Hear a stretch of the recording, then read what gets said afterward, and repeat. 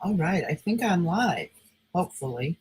This has been a hectic evening, so I'm sorry that you had to wait there for that minute. Let's see, Jeff was in here earlier. Hi, Jeff. Hello, RC Arts. Good to see you. Hi, Angela. Hello, Twisted Art Lady. It's so good to see all of you tonight. Hopefully, more people are going to pop in and keep us company. So, why was I 1 minute late? Let me tell you. I was 1 minute late because tomorrow our youngest kitten, our only girl in the group of kittens, we do have another girl cat, but our only girl in the young group of kittens that we rescued is having her big surgery. She's getting spayed tomorrow. So she couldn't have anything to eat after 8 o'clock tonight. We normally feed them around 10. And they all eat together, the 4 kittens in this group do. So we had to get the boys to eat early too, and none of them wanted to eat because they weren't ready to eat yet. So we had to hand feed them and get all the water in them that we possibly could because we don't want to leave her feeling left out. So after she goes in the morning and we drop her off, we're going to worry all day. But, it's got to be done. So they all got fed early. Anyway, it was hectic because they didn't want to eat and all of that kind of stuff. They knew it wasn't time yet. Plus, I needed coffee, so I have my coffee now. Go with Dad. Go on. Go. Everyone's schedule is all off kilter now. Our dog Ona isn't wanting to go back in with her dad. Come on, go with Daddy. Yeah, I know. It's all the schedule's all messed up, but go on. I love you. She wants to bounce her butt and play with me right now. Go.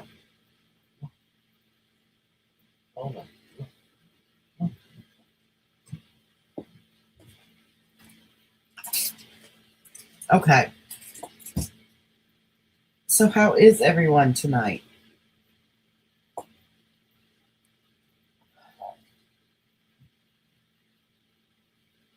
We are not good with changes in schedules around here. Am I still live? There we go. Hey, Jenna, it's so good to see you. Yes, the schedule is all cattywampus. That's right. Everything is all cattywampus. It's so good to see you, Jenna. It's been forever. Okay, I am going to put the link in the chat here. Get that out of the way. I'm going to pin it. Do that. Pin it. There, it's pinned. And I'm also going to bring up, I wanted to share a picture. Where is it? Hold on. Share screen.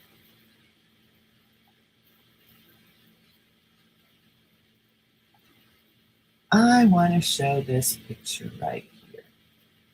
Now, hopefully it's going to pop up.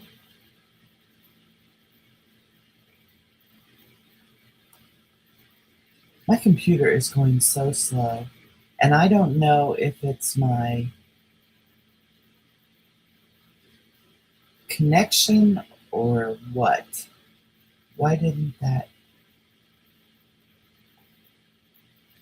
There it is. Okay. Now that should be up there. Let me go over to the YouTube side. There it is. Does anyone know? Why did it put? Oh, okay. Hey, Dari. So good to see you. Does anyone know what this animal is? This is the happiest animal on earth. Yes, it's a quokka. A quokka or a quokka. I've always called it a quokka, but I've heard other people say quokka. So I am not exactly sure. But these animals, um, I believe they sometimes are found in Australia. But they live on an island called Rock's Nest Island. And yes, they are adorable. They are the selfie queens and kings of the island. And I was watching a thing about them today. They are super friendly. They, hi Jeff, they will go right up to people, no fear. You can make butter with them, I hope not. But they go right up to people and they love to get their pictures taken. They love to take selfies with people. Now, one thing I already knew about them that I just had validated with what I watched today is that they have a terrible, terrible way of saving their lives. Now, anyone who knows anything about quokkas in here, you'll probably know this already, but a lot of people would be surprised. Look how happy and how friendly this animal is. You know what this animal will do if they are being like chased by a predator or they feel in fear? Exactly, Jenna. They toss their babies and run. So they're a marsupial, which means that they carry their babies in pouches. So their instinct to survive is basically based on what we as human learns to do if we are ever attacked or someone wants our money or whatever. We take our wallet or our purse and we throw it. If someone's going to hijack you, you're supposed to throw your keys one direction and run the other. The same thing with your wallet. You will throw your wallet one direction and run in the other. So that's what these quokkas do. They will throw their babies and then run to save their own lives. So yeah, as sweet and cute and lovable as they are horrible mothers. The second thing I learned is that it is illegal to pet them. Now, they will pet you, they will lick you, they will kiss you, they will follow you, they will climb you, they will take pictures with you, they will sit on your shoulder, all these things. None of that is illegal because, they can't control the behavior of the quokkas. But if you pet a quokka, you can be fined $2,000. How crazy is that? Because how could you look at this animal and have it up on your chest, hugging you, kissing you, and all that, and not pet it? Oh, Glenn, human babies, you're right. They aren't very aerodynamic. But, I don't know many mothers who would throw their baby one way and run the other. Right, Jenna, exactly. So no wonder these animals are happy. They're treated like strippers. They have no allegiance to their young. Look how happy we could all be if we were treated like quokkas.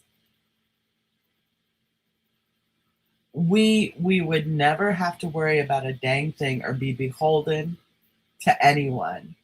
And that's what causes pure happiness. Clearly. So yes, I want to be a quokka when I grow up.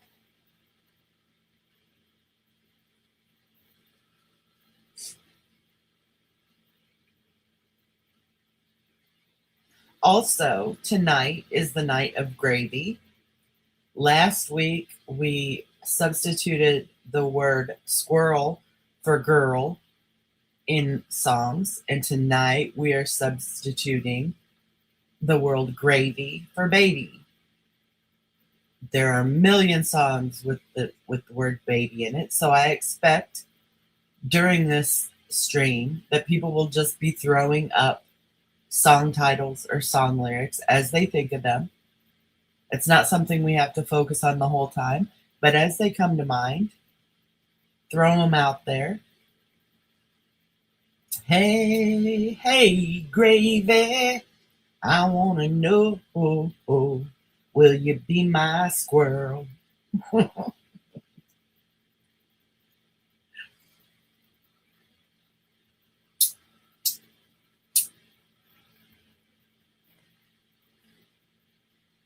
Everyone, if you have never met Jenna before, she is a super fun lady. I have known Jenna probably for the same amount of time that I've known Conklin. They have both been an immense part of the good times and the fun that I have had on YouTube. So please, if you don't know them, get to know them. They're fun. They like to play my silly games. Um, they've been around forever, so I know they're good people. I've never heard anyone say anything about RC or Jenna that has been shady or that they've caused problems. These two are genuine people. And Jenna and RC, the people you see in my chat here, Dari and Jeff and Angela, they all seem like really solid people too. I love bringing groups of friends together, and when my friends become friends, I think it's wonderful. So, Jenna, if you ever want to check out Angela's channel, she does a lot of really cool cooking stuff, and she shares her pets and things on there. Great recipes on Angela's channel. Jeff goes live, and we have a lot of fun over there.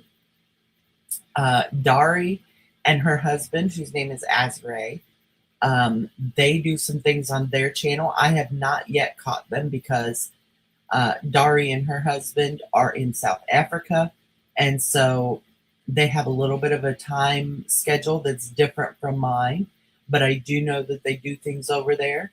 So yeah, you guys all just sub each other up, and I'm introducing friends to friends. Hello, Daniel. It's good to see you. Happy Tuesday. I was exonerated of the black market hamster fur seat cover thing, so I know. Yeah. Conklin has some weird hobbies, like the black market hamster fur seat cover thing. Hello, Janie. I'm an OG from the DC. Sorry, but it's been a while. Do you remember God's Child? Yes, I do. I'm trying to think where I knew you from. I think it was Tammy's stream, maybe. So it's good to see you again. But yes, I would tell all of you that that Jenna and Conklin are very just solid people, fun to no end.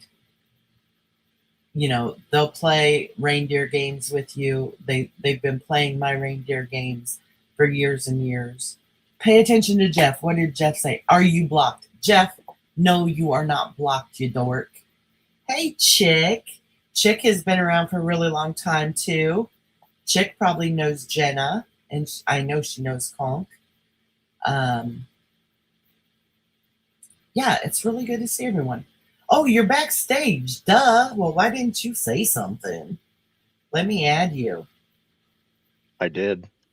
Oh, don't you even. Scroll up in the chat. You'll see it. I'm sure you did. I just missed it. That's okay. So how's your day going? Great. Thanks for asking. It's Tuesday.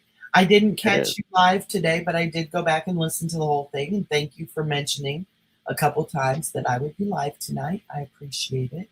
Yeah, I'll need that $1,000 put in my PayPal by the end of the night. Right. You count on that, buddy. I will. I'll stay up until midnight. Hey, Carrie. Jenna says he wouldn't shut the fuck up about it, Janie. She's been in my head trying to copy my ideas, my thoughts. It's been really scary. She says my head's like a bouncy house. Yeah, it's going to have glitter everywhere. Now, something that you and Jenna have in common, Jenna loves photography as well.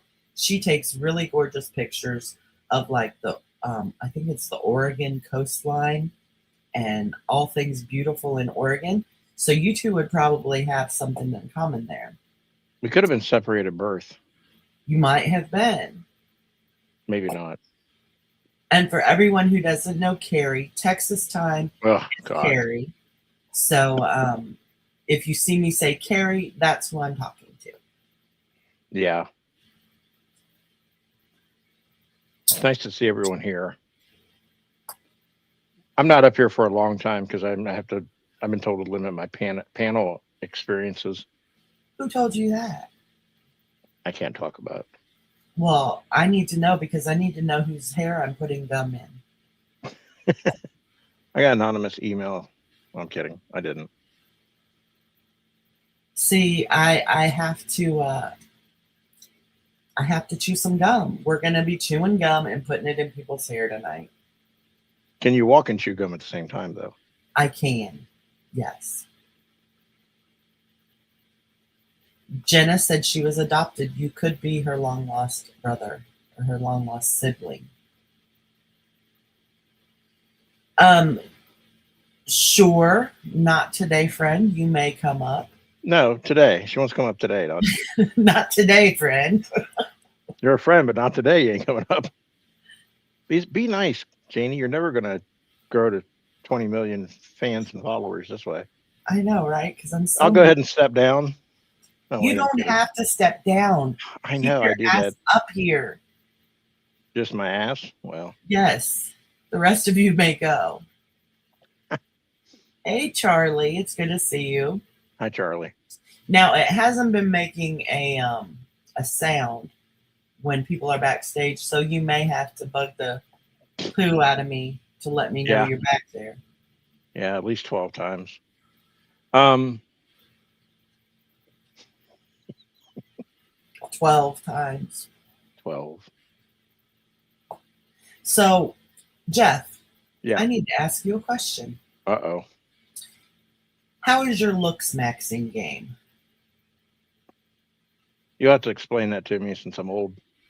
So you don't participate in looks maxing as of yet because you don't know what it is? You mean like taking care of yourself and hygiene, or? Well, that's what we used to do, yeah. But now, I guess these influencers are taking it to another level, like where they are purposefully hurting themselves, breaking bones, doing all kinds of crazy things that they think will make them look more attractive to women or men. There's been some guy in the news about it. Jenna just learned about sleep maxing. Yes, yeah. I sleep max as much as possible. But yeah, Santa gravy. That's gross. I do not want Santa gravy sliding down my chimney. I'm glad you said chimney because I thought you were saying something else. Anyway, never have I ever decided to break anything. Although I did tell an ex-girlfriend to hit me gravy one more time. So, no, I don't think that I'll be mutilating myself for the looks department. Yeah, and I mean, it's not all mutilation, but like that thing that they do, and I forget what the name for it is, but teachers were getting upset about it because the students would do it to like show off their snatched jawline and stuff. Gravy, gravy, gravy, oh. So yeah, they're doing all kinds of crazy stuff. Let me let Alexa tell you about it, okay? Okay. Alexa, could you describe what looks maxing is for us, please? Looks maxing is a trend where people, mainly young men, try to improve their physical appearance to fit certain beauty standards. It ranges from basic grooming and fitness to more extreme measures like cosmetic surgery. Want to know more about its origins or why people do it? Yes, please. Looks maxing originated in the 2010s on male incel forums and became popular on TikTok in the 2020s. People often try it to boost self-esteem or fit beauty ideals, but it can lead to harmful comparisons. Some practices like bone smashing can be dangerous. It's important to approach self-improvement in a healthy way. Want to know what's considered safe and healthy self-improvement practices? No, thank you. Got it. was helpful. Thank you, Alexa. Yes, she's so polite because I'm polite to her, I'm That's trying to change AI. So when they come for all of you, they skip my house. But yeah, Well, bone smashing. yeah, that's not a thing for me. I'm sorry. I will not be looks maxing anymore, or lip smacking. But Gravy's got back, so that's good. Yes. Gravy shark do do do do do do. Gravy shark do do do do do do. It all sounds bad with the word gravy in it. It really does. And Phil, and for anyone who doesn't know Phil, Vigilum Who? is Phil. Oh wow, really? And so when you see me say Phil, that's what I'm speaking to. It said male incel forums, not insult forums, although they may be one and the same. So yeah, never have I thought about crushing a bone or breaking a bone or any of that because I thought it would make me look good. Okay, they said males, right? Mostly males, yes. And then they used the term beauty. Yes. Okay. I know you've seen a beautiful man before. There are a few men who I would definitely call beautiful. I mean, I look in the mirror every day, but still, I think, and then I say, well, he's not beautiful. But no, I don't know if men use the term beautiful internally. He might be Probably yeah, it's not really a thing. And I'm not saying that it's all just masculine men don't think that way, but we don't think about I could break my wrist and smash it and make my wrist look wider. Yeah, I'm and not. these are the things that they're Yeah, thinking about, like their wrists and their clavicle bones and their things that you can't legitimately go into a doctor, a cosmetic doctor, and say, listen, I want my wrist to look more masculine, so can you break my bone or put in, like with Freddie's your backstage. nose and yeah, with your nose and stuff, you can go have legitimate cosmetic surgery, right? You got a But backstage person. oh, do I? I'm sorry. Let me see here. Freddie. Who's That's Freddie? not today, my friend. Let me. Oh, hold on. Hold on. Ah, I give you my face. Oh, okay. Do you want to be on camera? No, I'm going to turn it off. Okay. Okay, bye. Oops. I mean, Okay. So, are we all here now? present. Am I here? I'm here. Yes, Yep, we are all Like we can hear you. Okay. I just wanted to say hi to you, Janie. It's been years. Well, I appreciate it. I I'm used glad to you call found in with you and Nippy. Yeah, when I used to actually give people my phone number and we'd take live calls, that was so fun. Yes, you were fun. You and Nippy were fun. We were. I just got a new computer and you came up on my feed and I went, oh my God, I haven't seen her in years. Well, I'm glad you're back.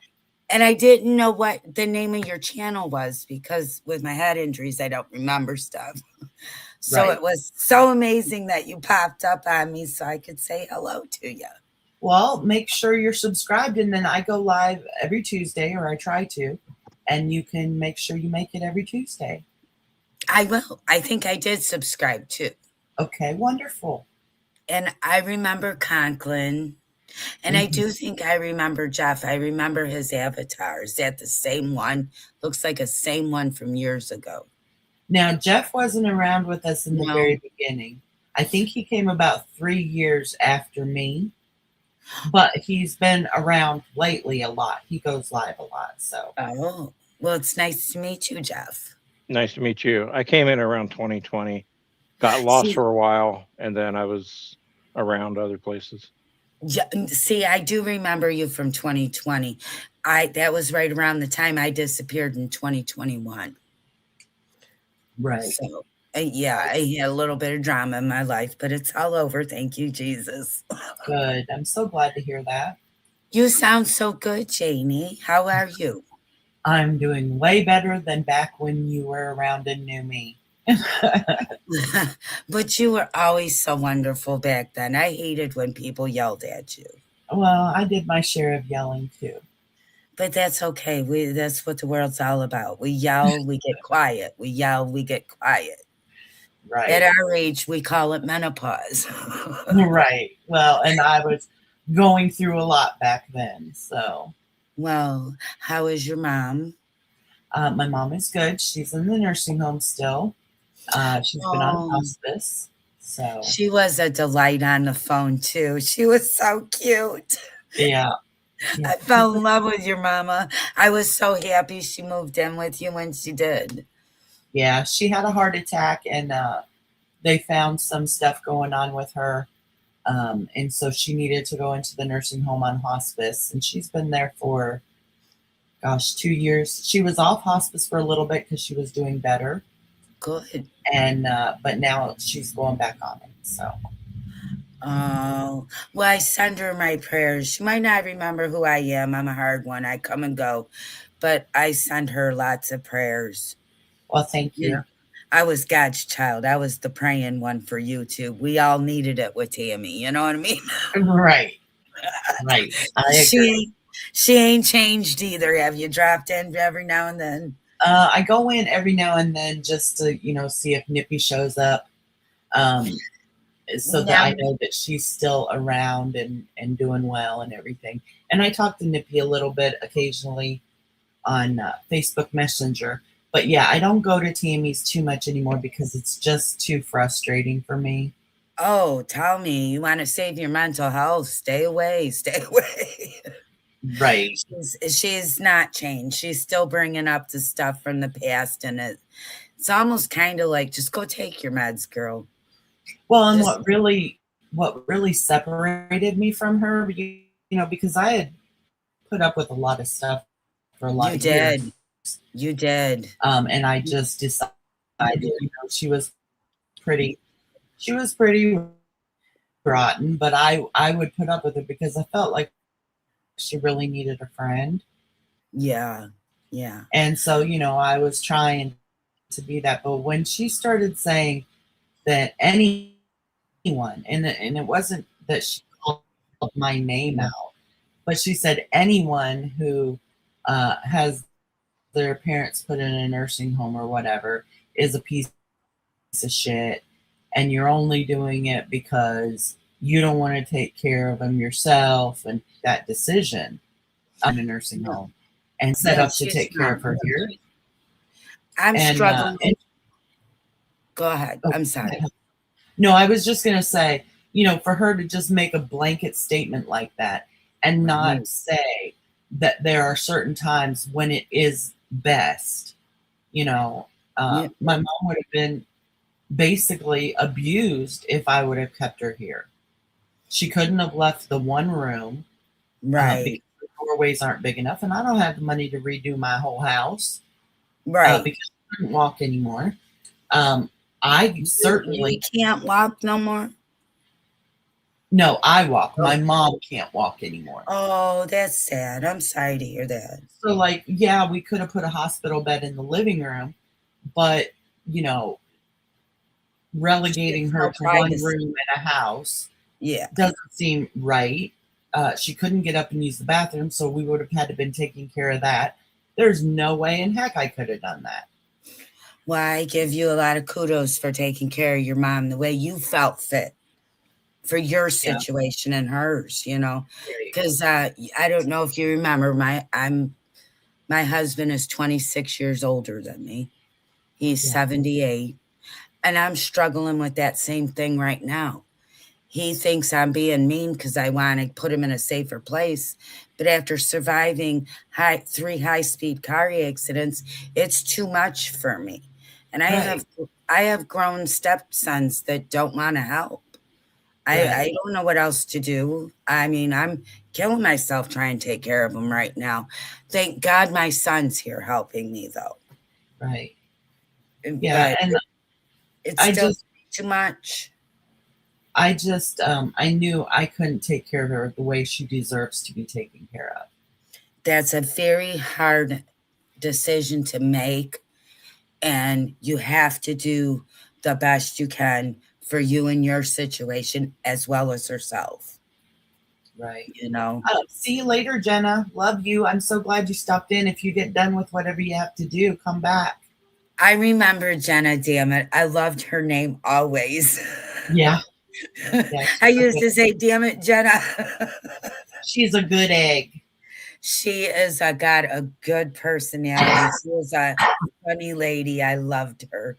I still love her. It's good to see you all again. Conklin, you too. It's I want to say hi to Laura. Good to see you, Laura. And did anyone else come in recently? I don't think so. If I missed anyone, I'm so sorry. Hello. Does Randy ever come in and see you? Because she I is don't still think Randy. I don't think Randy has been around since I started going live again. But I did used to occasionally see Randy over at Jeff's. Oh, okay. Yeah, because Randy goes everywhere. She's not, a grudge holder in that sense. Yeah. She likes to The last support few people. times in Jeff's that I saw her, we were speaking to each other. It didn't seem like either of us were holding any grudges, so. Randy don't. She's a sweetheart. I just don't talk to many people anymore. I got involved in a community with that Brittany J. I don't know if you're familiar with BJ and her boyfriend and the grifting she does. Well, I've been going on panels trying to give a calmness to the situation like you used to do. I tried. It didn't work. And on one one's yesterday, I didn't yell at the girl, but 3 times I had to explain to her, look, lady, I'm not the one. I might be calm now, but don't get my bipolar out of swing, sister. Yeah. So Wendy still goes live? Her and Randy both haven't been going live because I guess Randy got a job and she's been working. And I don't know what Wenwen's been doing, but she's not been on the going live. She just did yesterday. She says she's gonna be coming back, but she did a really good history on Laura, a history lesson. Yeah, because there was a girl that was getting wrapped up with her that didn't know her too well, and Wendy just wanted to put it out there, Yeah. You know how Wendy is. She likes to protect people. A little judgy, but I'm always there for the verdict. Yeah. I used to enjoy Randy and Wendy a lot of the times. I had a lot of fun in some of their streams. And then they are. We were just at a place where we had some different opinions about things, and they got a little out of hand. I've let go of all of that. I'm sure they have too. And I don't do much drama anymore, so. Me neither. Yeah, I don't get into the drama. I've listened to it, and I just discern the better part of it. And then once I speak my piece, I disappear. Right. Well, what I realized is that, no one, well, I shouldn't say no one. Rarely has anyone ever changed their opinion because of someone on YouTube. I know. I just kind of keep my opinions to myself now. I don't have to say everything I think. That is so funny. My biggest point has just been, don't you think there's some part of your opinion that just shouldn't be said? Right. I think I got into this idea that, hey, this is a good place to say all these things that I think. And what I realize is that when it comes to people's their opinions, if they differ from mine, or the way they would handle things in regard to things I wouldn't have handled that way, maybe I just don't have to say so much. Right. That's true. I feel that way too, especially now that I've a little bit of a veteran on the YouTube. I see it that way too. It's you don't have to say too much to get in trouble anyway. Well, I rarely agree with anything Jeff says, but as you can see, look at me. I've got him up here on my panel. What's to disagree with? He hasn't said much. Jeff, tell us. He is just hell on wheels. You can't take him anywhere. He I'm has taking it all in. Were you on panel yesterday at Wendy's?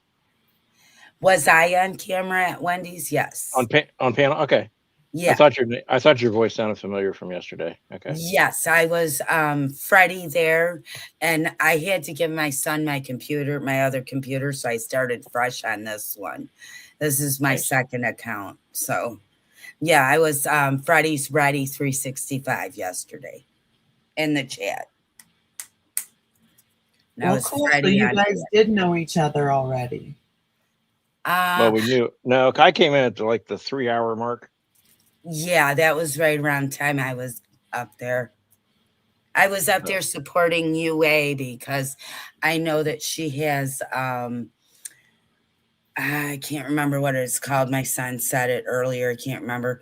Anyways, when she speaks, she gets a little taken back with frustration. God, I can't remember the name of it. Well, anyways, and people play on that with her when she's on panels. So I just wanted to be up there to give her support so that she didn't have to feel defensive, because she can start fights real fast. And people like to take her. It sounds like Jeff. He starts fights all the time really fast. I know. I'm feeling feisty with him right now, Jamie. Hi, Black Eagle. It's good to see you. Well, it's good to see you again. I guess I'll call you Freddie now. Yeah, you call me Freddie. You call me anything you like. I go by Freddie because my other channel was Freddie 365. Okay. Hi, Mommy Mars. I was just saying hi to Mommy Mars. I'm sorry, I talked over you. I'm going to drop down so you and Jeff can have some fun. It was just so good to say hi and hear your voice again. Well, I'm so glad you came up and said hello and that you're stopping back in and you got me subbed again. So we'll have plenty of time to have fun again. Yes, ma'am. And I am going to be in the chat listening. Okay. And thank you so much for letting me say hello. I missed you, Janie. I missed you too. Thank you so much. And when you talk to Nippy, you tell her I miss her too. And I have seen her at MFW or MFN 2.0. She does. She reviews MFW. Okay. So that's where I've seen her at, just to let you know. Okay. Well, thank you. Okay, I'll drop down. Bye, Jeff. Nice meeting you. All right. Thank you. See you later. So, Jeff, fight with me. Why? You're gonna take pro looks maxing, and I'm gonna take con looks maxing. No, I will not be taking pro looks maxing. If you want to crush your bones, I can help. What I was gonna say earlier is that I want to start a forum for people who are looks minning instead of looks max. There's plenty of people out there for that. Well, I know I'm one of them. If I brush my hair, I feel like I'm ready to go out for a night on the town.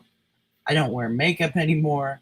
I don't do my hair. I do brush my hair, wash my hair, make sure it's clean and not tangled and all that. But I used to spend so many hours that I wasted thinking that, looks were so important. Right. And now people think looks are so important that they're actually breaking their bones on things that people will probably never notice. No. Like their clavicle or their wrists or whatever. We're not supposed to judge people's looks. And then all of a sudden people are breaking themselves. Say, hey, look, judge my looks. I'm confused. I know, right? I can't keep up with all these trends. I can't either. And the guy who is recently in the news for it, for some reason, I forget why and what his name is. But he was already a attractive guy, I think. He was young, certainly not my type, not my age range or whatever. But I think subjectively, at least, he was an attractive person.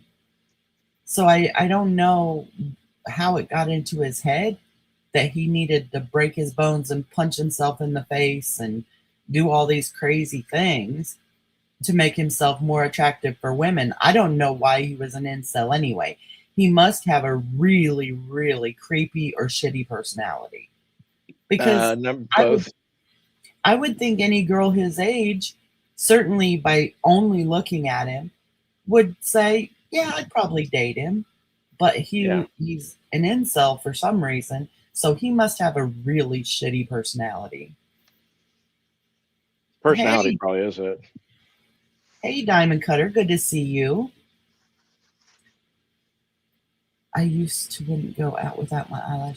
Yeah, I was the same way, Diamond Cutter. I wouldn't even go out to check my mail without my makeup on, and some jewelry and a full outfit and my hair done. And when I think of all the time I wasted where I could have just been, I could have spent an extra hour at the swimming pool having fun if I hadn't had to get all dolled up to go there. I know. Men wouldn't have to wait hours just to go to dinner at Culver's. Right. But when I was younger, I really did think that a man couldn't love me straight out of bed in the morning. I didn't understand that concept. Like when you first wake up and you've got bad breath, no makeup on, your hair's a mess, a man's going to look at you and that's going to change his mind. But what I realize now is if that changes his mind, then he's not in love with you anyway, because that is you. Right. That's, yeah. As we grow older, we have realized that your value is after your true value, your true beauty is what they see when they wake up in the morning. Right. Can they accept that? No one looks good 24/7. No. Well, I don't know about no one. I think Jason Momoa probably looks pretty good any time of the day. He wears a wig. Did you know that? I did not know that. You're lying. Yeah. Yeah, you're lying. I'm here to upset all the ladies. Like, what? But we're a little more gracious with the way men look at any age, but especially when they get older. We're more gracious to men. When their hair starts getting gray and they start getting wrinkles and things, we say that looks distinguished, And we thank you for that, even though we know some of you are lying to us. But yeah, we do. And I don't think that women don't get more attractive. Everyone drops in the looks department after a certain age, unless you're Mar-a-Lagoing it. But I mean, after but they get more unattractive too. They do. See, it's scary. Like, I woke up to that. It looks the same as last night. It doesn't change. It's scary. Like if we were stranded on a 3rd floor balcony and there was a fire and I needed a safe place to land and your lips look like they can provide it, that's scary looking, They balloon their lips up so big and just what? Diamond Cutter was clutching her pearls. Why was she clutching her pearls? I don't know, but that phrase is very triggering for me. Oh. I may have to go to hiding again for another day. Jeff has been triggered. Coughlin says Jason Momoa is CGI. Yep. The CGI chatbot boyfriend. I think I remember Diamond Cutter. You know what I'm going to start doing when people come in that I don't know? What's that? I usually do this. Oh, Diamond Cutter, long time no see. How you been? It puts all the pressure on them to remember. Right. Like, where do I know this person from? Right. I can't remember what her name was before. But she had another name. Out her. I don't think she would mind, even if I could remember it. Could be a witness protection program, Zane. It could be the YouTube protection program. Some people need it. Maybe she doesn't remember what I don't remember what I used to go over as. Oh, over Jason wearing a wig. That's why she was clutching her pearls. Oh, yes. See, that'll get a reaction every time. Phil says, not if there's a panel. Are you calling Jeff a panel hopper? I think shots have been fired, Jeff. Well, he could be on a panel. He could. Barnyard. That was her name. That might be what you knew her. She was that, and she was. Wait, Barnyard? Yeah. I have no idea. Doesn't ring a bell. No, the name actually, I know the name's been said, but I don't have any like reference or connection to knowing anything of that person. So it's all new to me. I'm clutching my pearls now. All right, Dari D, that's it. You're That's supposed to enough. be You and keeping your Vigil. hands on the table, sir. I'll eventually have to reach for a drink. But Did yes, anyone usually. clip that? Did anyone clip that Jeff is clutching his pearls? We need to get Jeff on the internet. His pearls. Pearls. Many Jeff pearls. is everywhere, Dari. You're so right. So the last 2 days. Oh, someone's knocking. The last 2 days you went live and I've missed you. Ah. That's nice. Hello, Twisted Art Lady. Oh I my gotta go. gosh, I have a very large head. God, you do. I mean, on the avatar. I gotta go. Twisted Art Ladies here. I'll see you later. Bye. Yeah. Oh, well, I guess I just ran him off, y'all.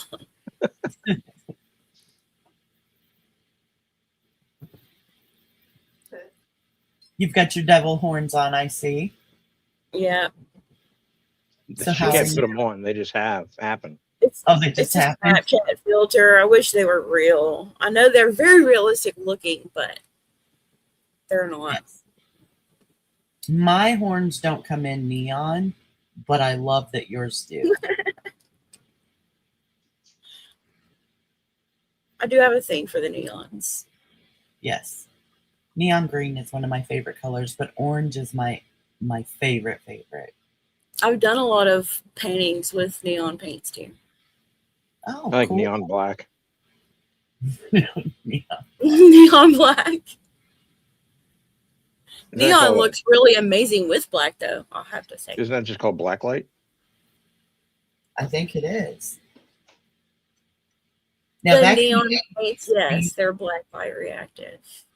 back in the 80s, our neon game in clothing and things like that was on point. We loved the neon. I have a thing for neons. I really do. Or any. I should probably be quiet. Oh no, let's not stop now. I feel like there's a moment here where we'll learn more than we should have. Some things shouldn't be said like live. Yeah, Dory D, that. Stuff like that. Funky stuff. Karma, what are you doing? Black light. Sadly, I got started. Yes, Diamond Cutter got started with Molly. Not Molly the drug, Molly the human being. Molly, go harder. Yeah. And so, yeah. I think Molly accused her of having a huge bush. Oh. That was the big scandal of the day. And my question was, why were you looking at her bush? Why was her bush out? See, we can keep going with these questions. Right. My question is why? The thing is, I think that Why was she bushy? I think that Diamond Cutter might sleep in the nude, which I am all for. If you want to do that, do that. But I don't know why Molly was checking it out. Yeah. Was there a camera involved? Was there security hack? I think that was the issue, is that Molly may have been trying to get pictures of it. Why? I don't know. I think that the person who can answer that is Diamond Cutter, because I may be completely off base here. But yes, Bushgate girl. No, who we need up here is, let me call her real quick. Don't you dare call Molly and invite her over. Molly, hey, it's Jeff. Hey, what you doing? Hey, we got a question about Bushgate. Yeah, we're over at Janie Bobaney's. Could you stop in? Okay. Yeah, no, just, yeah, please be clothed. Okay, thanks. Bye. All right. Any day now. Okay. Well, my feeling about the whole Bushgate situation was I will that be right back. okay, is that it was inappropriate, but on the side of Molly. Because I think there is an expectation of privacy when you meet someone and you're sharing a hotel room with them or something, that Thank stuff you. does not go on YouTube, you know? Okay, thank you. Because I was looking at what she said, and I'm trying to still figure out what scenario they were able to take pictures. And I didn't want to ask, but also I knew that the audience wanted to know in case they didn't. Thank you for filling that part of the story in without me asking, because it would have been a little uncomfortable Yeah, they with were big. taking pictures of her while she slept, which I think is a shitty thing to do. Damn. And which, you know, those kind of situations kind of sour me. There are so many people on here that I want to meet, but those kind of things are the ones that sour me on meeting up with people from the internet, because as much as I might like them on YouTube, we all know that people can act like very different people than they are in real life. And are they going to be looking for the got you moment when my guard is down and I'm being a genuine person to catch me in something that they can make look like something else, you know? Well, I'm going to cancel the gathering in Tennessee for 2028 because either that or we're just going to have to collect all the phones and cameras every night. Right.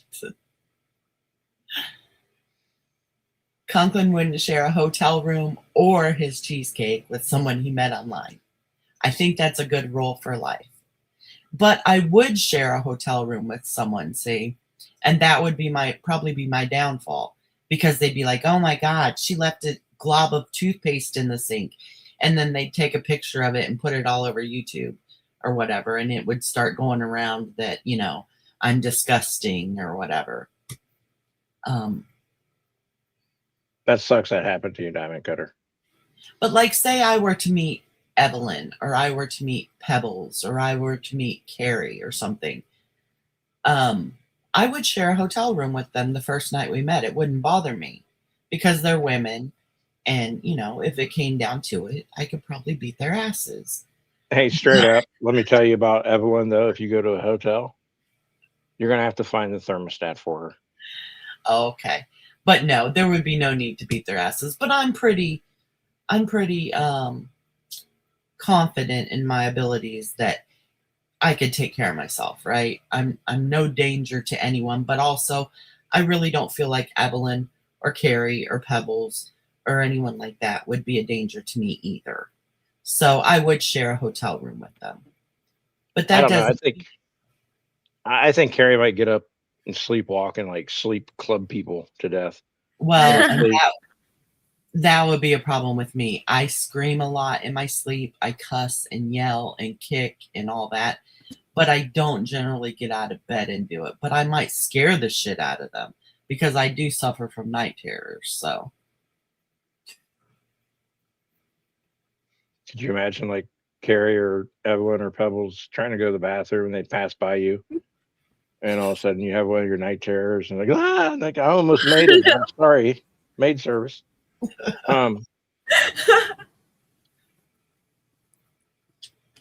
yeah, that's why Luke and I sleep in separate rooms, which I think I've shared before. So, you know, hopefully everyone already knew that. But he got tired of being scared half to death in a dead sleep in the middle of the night when I would just start screaming out of nowhere. And he'd look over and I would be dead asleep and screaming bloody murder. Or when I would punch him, or when I would wake up strangling my pillow and he's thinking, thank God that's not me. Yeah, no shit. So yeah, that part of my brain doesn't work that cuts off acting out your dreams. Like, that's why they say a lot of people have those, what are they called? Sleep paralysis moments, where they're awake, but they can't move and they feel like something is holding them down. It's what keeps your brain from acting out your nightmares and things. And apparently mine doesn't work.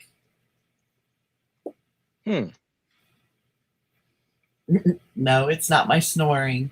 I don't snore anymore. I wear a CPAP. She just sounds like Darth Vader. Yeah, like I'm scuba diving.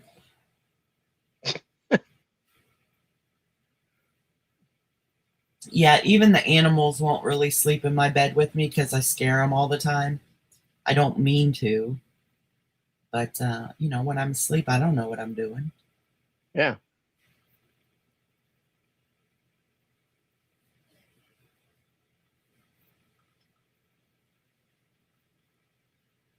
So, Twisted Art Lady, what do you think about this looks maxing thing? You want to join my looks minning forum?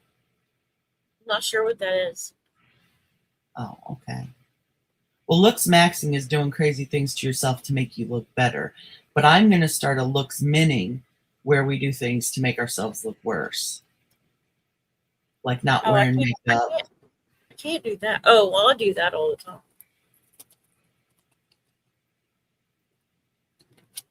Yeah, look at these radioactive horns she put in her head. Right. Chernobyl horns. She paid a pretty penny for those. Arbor Day is Friday, is it, Jeffrey? It is. Are you going to plant a tree? Is that the day we plant trees? Yeah, you can plant a tree on tomorrow too. It's Earth Day. But be a custodian of the earth. I see. And then go plant a tree on Friday.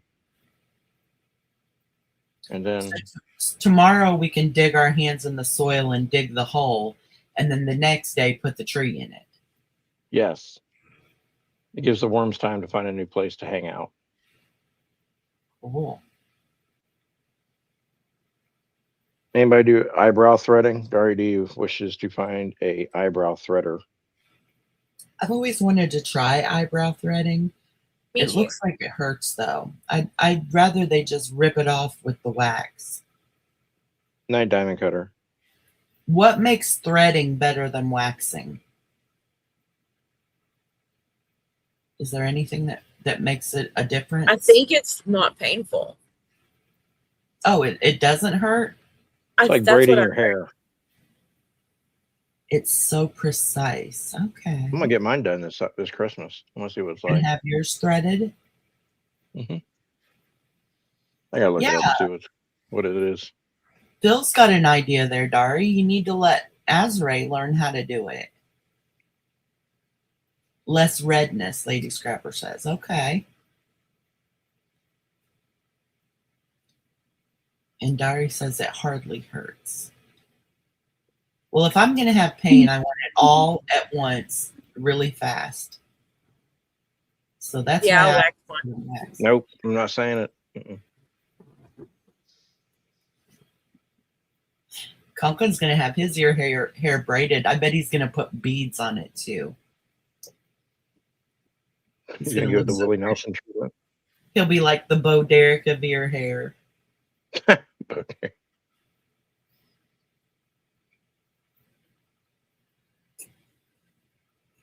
What are we supposed to say, Jeff? You're my vigilant whisperer. What's he talking about? Let me see here. I had him blocked for a minute. Let me see now. Azrae could learn the threading. Say it. Oh no, she just said she likes a little bit of pain really hard and fast. Or really fast. So I was like, I'm not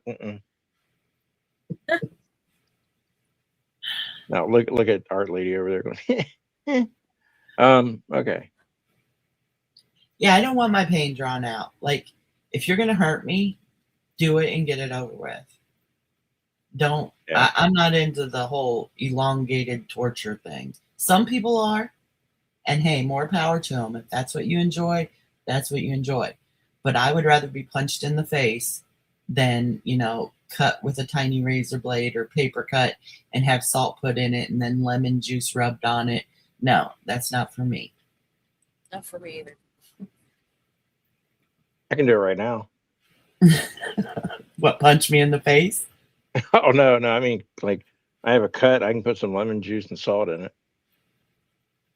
Well, let me ask you this, because I've often wanted to get other people's opinions on this or I thoughts can on this. too. I just don't want to. If does anyone else like get angry is not a bad enough word. What is something worse than anger? A word like livid, Hateful. livid, or just outraged. Does anyone else get completely outraged and livid and angry over pain? Because I do. But I've seen other people who, when they get hurt, they don't like want to punch someone in the face. But I'll go from 0 to punch you in the face if I stub my toe.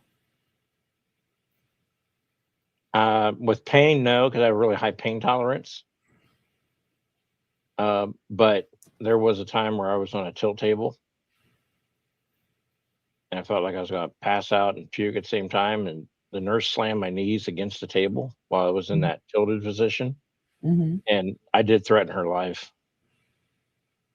Okay, so there is a point where it gets to you enough, because I'm just one of those people, like, when I'm in pain, I am immediately ready to mess someone up.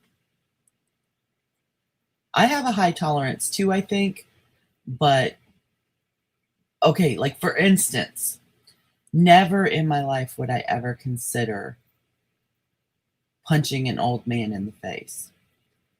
But I went to this, he was supposed to be an oral surgeon, to remove an impacted wisdom tooth. His idea of surgery was just yanking on it until it came out. So at one point, he was actually up in the chair with me, with his knee on my chest and leaning back and pulling as hard as he could to get the tooth out. This was his idea of surgery. And I took it because I do have a high tolerance for pain, and I knew it wasn't going to be pleasant, so I was prepared for that. But it got to a point where he was just pulling so hard, and it hurt. It was hurting my neck. It was hurting my jaw. And I was just a slight, minute from punching that man in the face. Thankfully, the tooth popped when it did, because otherwise I would have been in handcuffs. You would have popped him. Yeah.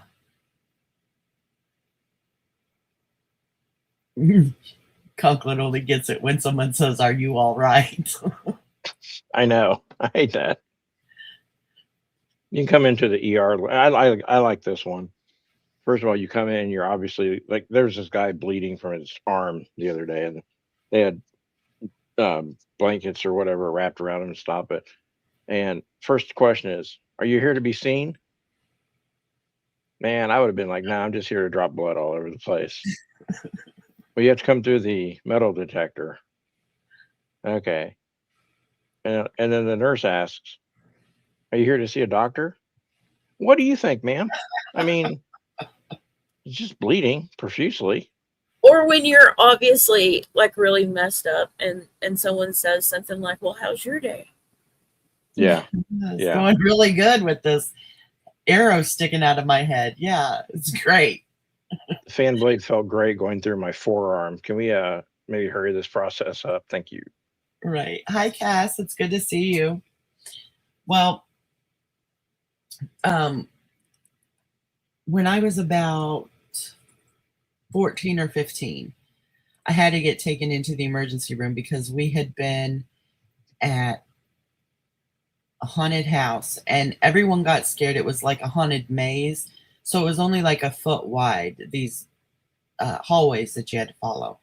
And they would turn at a 90-degree angle, like just immediately. So everyone got scared and ran. And I was in the front and they all shoved. And when it got to the turn, we couldn't see because they keep it dark. And I ran directly into the wall and was shoved into it with great momentum. So my nose was broken.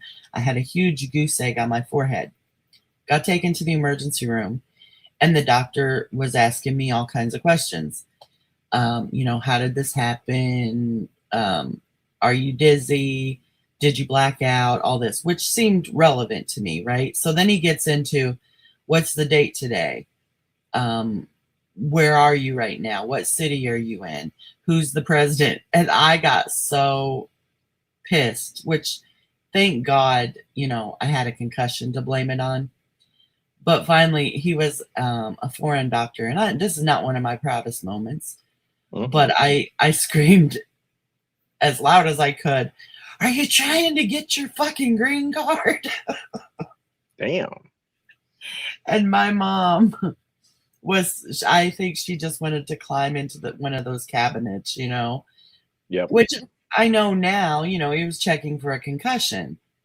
But I was in so much pain and I was bleeding everywhere. My nose was broken and, I had a concussion. Like I said, I don't normally act like that. But yeah, I understand the whole asking dumb questions, which they weren't dumb questions. They were necessary. But to me, they were dumb questions. So when your nose was all smashed up, were you looks maxing then? I was actually, it probably did a world of good for my nose was fine before, and my nose was fine after. So they just had to kind of put some tape across it, and it was cracked right down the middle. But I do think that I have a deviated septum. So I know a guy. He works on drains. He could fix that for you. Trump's Well, looks. rotor action. Phil says that Trump is looks maxing. Oh, I know, Dari. Fishing I hope hooks he doesn't. and arrows have to come out. Well, no, with an arrow they have to push it all the way through. Yeah, otherwise it rips the wound. Right, because of the little things on the Way arrowhead. worse. Yeah. And right at the end, you quiver. Yeah. You're such a punny guy. Yeah, and one of the worst things I ever saw, though, was in school, a kid got a pencil put through his eyeball. Nice. And they had to put a styrofoam cup over it, cut a hole in the bottom of the styrofoam cup and put it over the pencil. And I never could understand why they didn't pull it out. Well, I know now why they didn't pull it out. But yeah, that was scary. Lead poisoning. Yeah, maybe. I wonder if he had to go number 2. Okay, I'm done. I'm I just got that. I'm done. I'll be Not more done. serious. He's not Huh? done. So you're not done. My favorite supporters here, Cats Rule. Yay. Yay. My humor will not go unnoticed now. That's my girl. Are you back from your cruise? That's very Cat's personal. Rule was, I think, were you in Spain or something? You were somewhere cool on a cruise.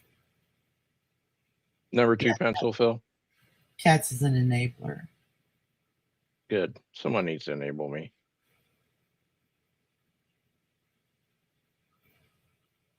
Yep, Spain. Yeah. Cat's Rule is living the life, I'm telling you.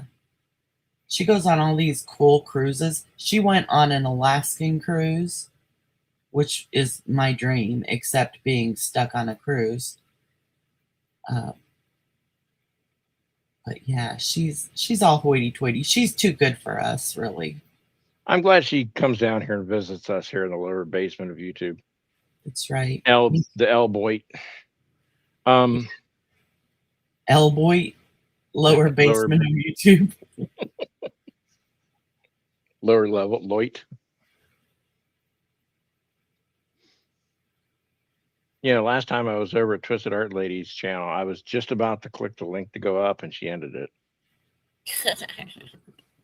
That's a game you two play with each other. I see it. No, I it really did wasn't. Start it. You did. She started it with me. The first 2 times was real, and then after that, not real. She got too much of fun out of it. She's like, "Ah, this is good. Yeah, I'll just keep saying that. Yeah, pretty much. It's okay though. Phil, I'm, Phil, do I'm you still want to here. go? Phil, you want to go in half with me on an ocean yacht? We can split it. No, don't split an ocean yacht. They don't float really well. Yeah, they'll sink. Oh, once you split them, they sink. Shit. Yeah. Yeah. Either Look lengthwise I or widthwise. even helped on that, Jeff. You did. Thank you for that. Thank you for the assist. Yeah. You enabled him. I got you. I have many enablers. I see how it is. I don't really need them, but I appreciate them. Gives me an excuse.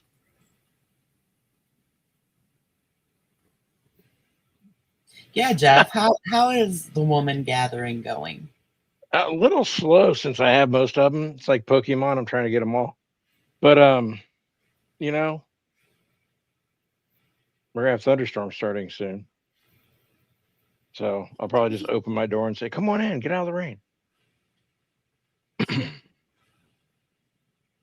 At one time, we had a what are those things? A pontoon.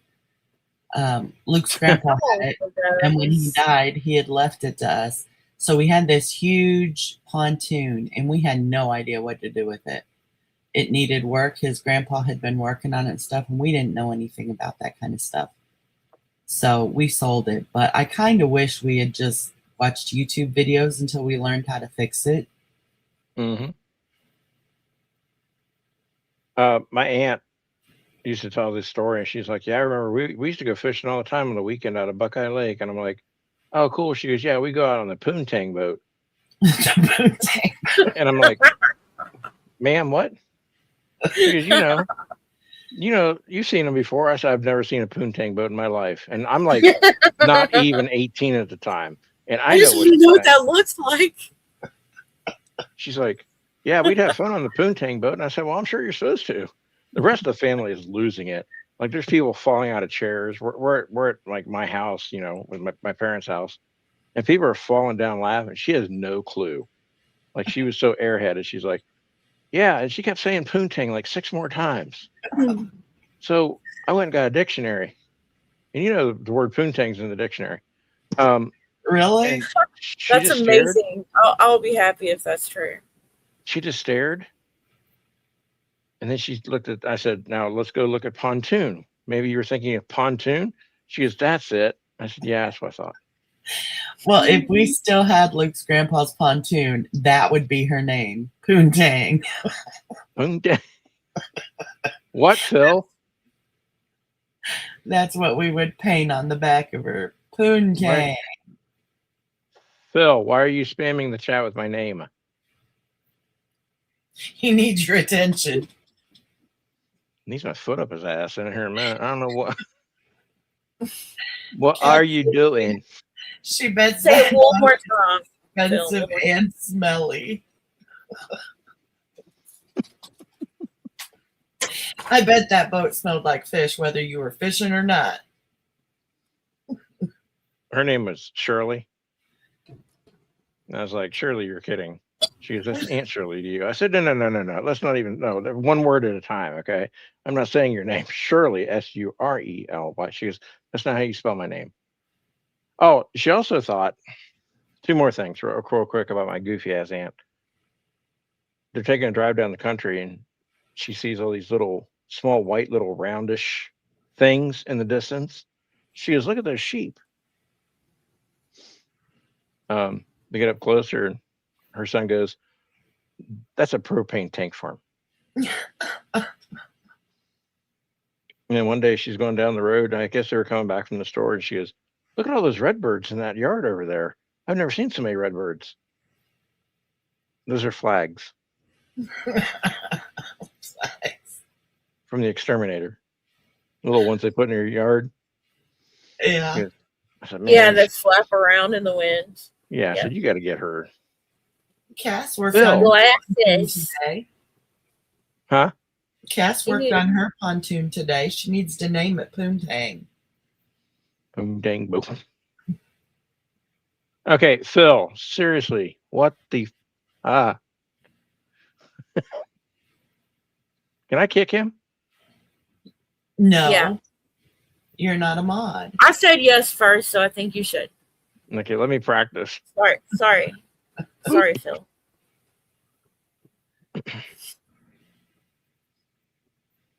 Dari's Pops' boat was named Double Trouble. Phil, next time I'm gonna be on your side, all right? No, I can't read anything on a note because you put my name in there 20 times. He said there are storms coming soon. Well, shit, I know that. No, you're Reed Timmer over here telling me I have storms coming in. I know, but thank you, Phil. I live in a boat community near a pretty large lake. I don't have a boat. My Well, neighbor has a pentane boat, though. Lady Scrapper says they're a lot of work, and I know that's true because Luke's grandpa, you know, had put a lot of work into it just to keep it how it was, and he was redoing a lot of stuff and all that. And I knew that we didn't have the love for boating and boats that are necessary to what's the word, to make it worth all the money and time you're going to put into it. You really have to love, like, that has to be life if you're going to do that, you know. You probably need a lot of spare time and money. Time and money, and then, you know, just, and the desire, the motivation to actually do it. Yeah, using it is even like a chore. You've got to tow it. You've got to figure It out. really is. It really is. So, I mean, you have to love that. And we just knew it was never going to be like a passion of ours. Even though as much as he wanted to keep it because it was his grandpa's, it was just going to sit there and rot away and never get any use out of it. So we figured let someone who's into that enjoy it, you know. Yeah, that's right, Cat's-Rule. He did. He warned me and then spammed me. Put my life in danger. Yeah, but now you can't say he didn't warn you. I mean, see, there you go. See, I really did get you, Phil. I'm glad. I wish someone would get him. I'll pay. Go get him. You should pay Lady Scrapper. You know, she's really close. No, actually, we have a really nice arrangement. Occasionally, I just message her and say, "Hey, can you take a frying pan and hit him in the head?" And then all of a sudden you hear, boing. She'll get in way less trouble. You know, good strong pinch every now and then. Oh, we're past the pinching. Oh no, he enjoys it too much now. He giggles like a little girl, like, and it's like kind of weird. Phil, how are you feeling, by the way? While Yes, these Phil. are being so mean to you, I'm going to be caring. With his nerve endings. How are you feeling, Philip? Are you healing well? Have you gotten to eat anything yet, like real food? Wow, she's just going straight for the jugular, isn't she? Wow. How much longer are you going to be live, Janie?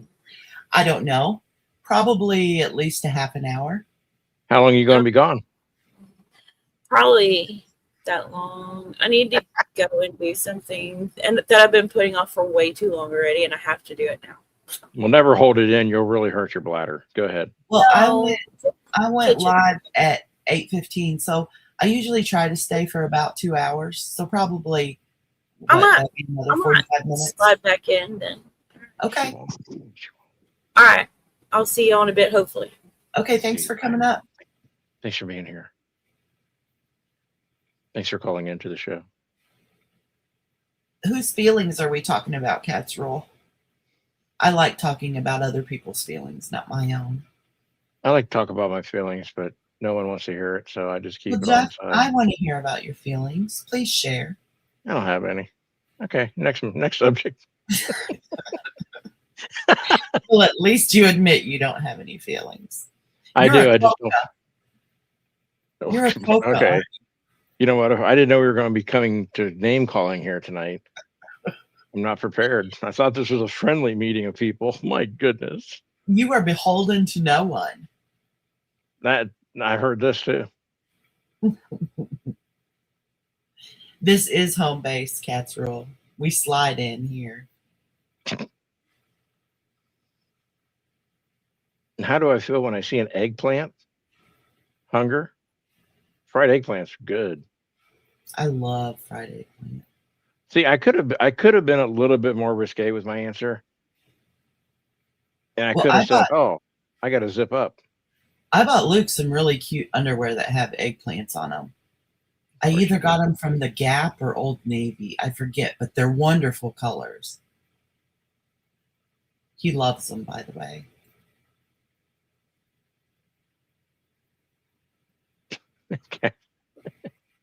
Cat's real so easy to please with answers. She's like, "Yeah, fine." She is. She never asks the question where she'll be disappointed in any answer you give. That's the And good thing about Cat's Rule. I thought that I was giving good answers, and she was liking the quality of my answers. Now that I just know any answer will do, I kind of feel a little bit, I don't know, different about life. You feel different about life? Yeah. Oh. I thought I was really making a difference, but now it's just, oh, any answer will do. So, okay. Look at Phil looking out for you. He just wanted you to know it was going to rain. I know. I shouldn't be so harsh on Phil. Thank you, Phil, for letting me know it's going to rain. You know, At least you're not. that's why Cats and I have been friends for so long, because I know she's never disappointed regardless of what the answer is, and she always lets me know when it's going to rain.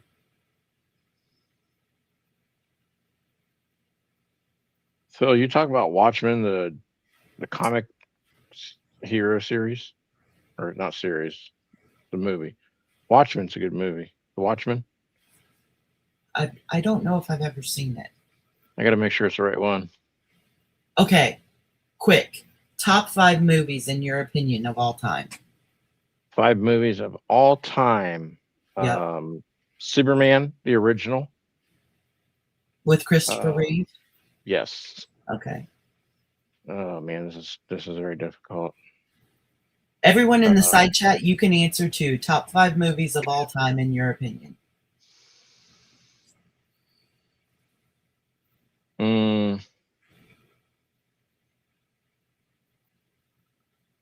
Dang, this is gonna be really difficult to do. I've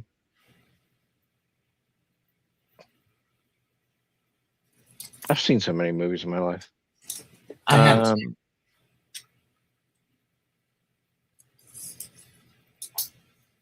Oh, there's one with Diane Lane, plays an FBI cop. Untraceable. Okay. So that's 2.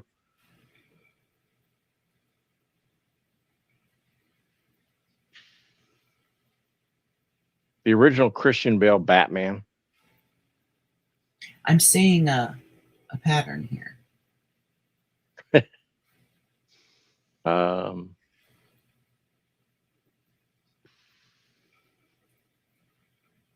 Let's see, that's 3.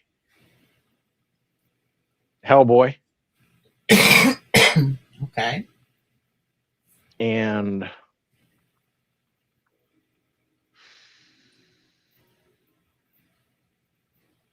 is really difficult to. If you only given me 15 days, I would have had a really good list. Last one would have to be.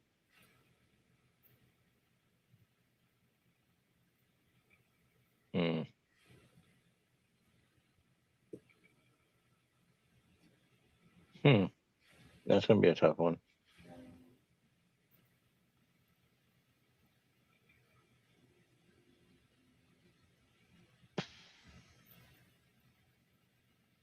Damn. It's always the last one that gets me. I know, I can't think of my last one either.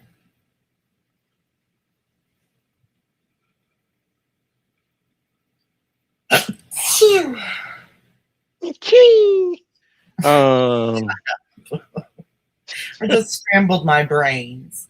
Let's see. I'm trying to rate them by like ones that I would watch again and still have the enjoyable factor and not just rewatching them. Yeah. So I'm going to say, Now, did I say your favorite movies or did I say the best movies? hell, I forget. Because actually, now that I'm thinking of it, my favorite movies would be different than the best movies, I think. And I'm doing my favorite movies. So these should be your favorite movies, okay? That works for either one pretty much, I think. My last one would have to be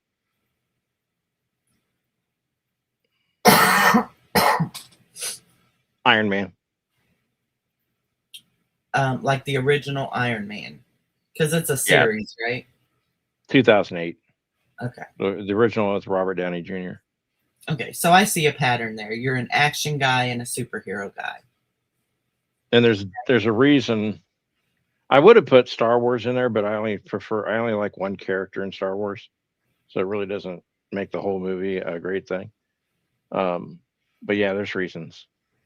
Okay. Do you want to give the reasons? Well, for Superman, it was the first movie I ever saw at the theaters with my dad. So it's a pretty special moment, and it was Superman. Yeah. So of course, I went out and I made myself a little cape and went home and tried to fly around the house. And then there was Iron Man, because Superman was normal, but then came to Earth and got powers. Iron Man was a normal man, but created his ability to be a superhero. So it's biological and natural, and then it's like creating your superhero persona. Kind of appealing to me. Okay. Plus, he's an inventor and smart, and gets to work with cool stuff. The Diane Lane movie, Untraceable, is very diabolical, and it's well directed and well edited. I watch it at least once a year. Okay. What was the other one? What did I say? The Hellboy. what's that? Hellboy. Cowboy. Hellboy. Oh, Hellboy. That was a really good adaptation of the comics. And anytime there's a comic made into a movie, I judge it by how accurate it is and how it makes me feel like I'm reading a comic book instead of just watching a movie. And that was the first one that actually made me feel like, okay, this is done well. I enjoyed the behind the scenes, special effects and makeup as much as I like just watching the movie. Okay. So all of them for different reasons. Some of them for how well they were put together. Some of them for nostalgia. Some of them for, just the whole gamut of just pure entertainment. Okay, makes sense. So if I had to do my 5, the first one would be One Flew Over the Cuckoo's Nest. Love that movie. It's probably the first movie I ever watched when I was younger that actually made me realize that movies could be about something deep. Because up until then, I'd only watched things like Grease, Mary Poppins,